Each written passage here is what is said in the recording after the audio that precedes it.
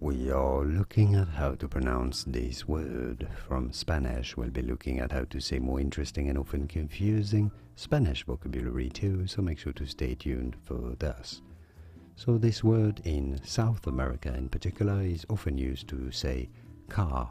In Argentina in particular. In Spain, this would be more of an old word, more like carriage rather than a car.